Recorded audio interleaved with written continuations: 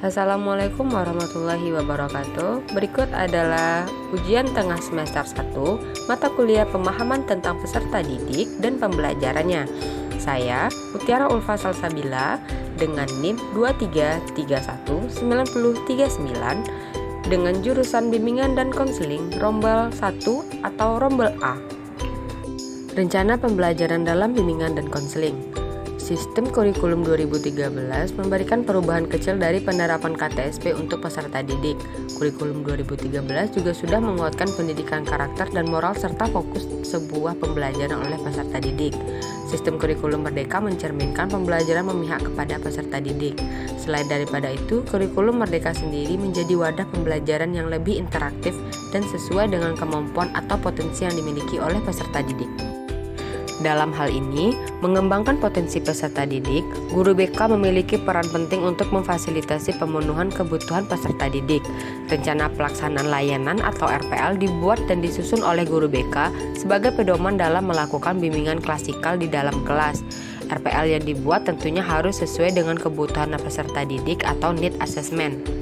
Dalam program pelaksanaan perencanaan pemberian layanan, terdapat beberapa hal yang perlu untuk diperhatikan. Yang pertama, menetapkan materi layanan atau pendukung. Yang kedua, menetapkan tujuan dan hasil yang diinginkan. Yang ketiga, menetapkan sasaran kegiatan. Yang keempat, menetapkan bahan.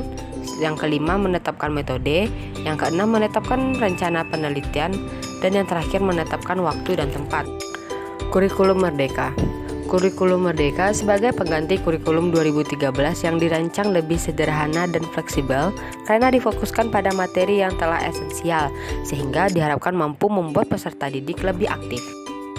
Selanjutnya, memodifikasi dari RPLBK kurikulum 2013 ke RPLBK kurikulum Merdeka.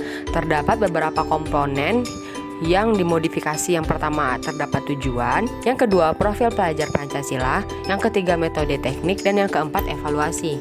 Adanya perubahan komponen tujuan yang mana dari kurikulum 2013 adanya tujuan umum dan khusus. Nah, dalam kurikulum Merdeka menjadi SKKPD yang memuat pengenalan, akomodasi, dan tindak lanjut. Dalam RPLBK, pembuatan SKPD atau standar kompetensi kemandirian peserta didik memiliki beberapa alasan. Salah satunya adalah untuk merumuskan tujuan layanan BK yang dapat merujuk kepada SKKPD. Yang kedua, adanya perubahan kurikulum 2013 tidak memuat profil pelajar Pancasila.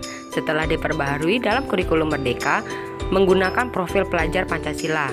Salah satu alasan dalam RPLBK ini untuk membuat profil pelajar Pancasila adalah untuk mendukung perencanaan kompetensi dalam capaian pembelajaran dan profil pelajar Pancasila pada setiap tahapan perkembangan peserta didik. Ketiga, adanya perubahan dari komponen metode teknik. Pada kurikulum 2013 memakai metode atau teknik dengan pendekatan yang lama, seperti ceramah dan tanya jawab. Sedangkan pada kurikulum Merdeka menggunakan metode atau teknik dengan pendekatan modern seperti project based learning atau problem based learning atau dan lain-lain.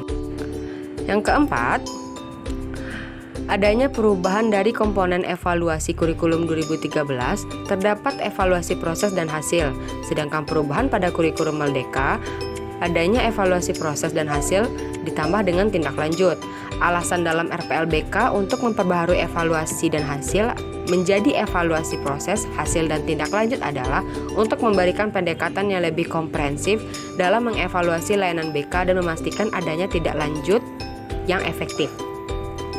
Untuk contoh RPL sebelum dan sesudah dimodifikasi ada pada PDF yang akan dilampirkan pada pengiriman UTS. Sekian penjelasan ujian tengah semester 1 mata kuliah pemahaman tentang peserta didik dan pembelajarannya. Mohon maaf apabila ada kesalahan. Saya akhiri. Wassalamualaikum warahmatullahi wabarakatuh.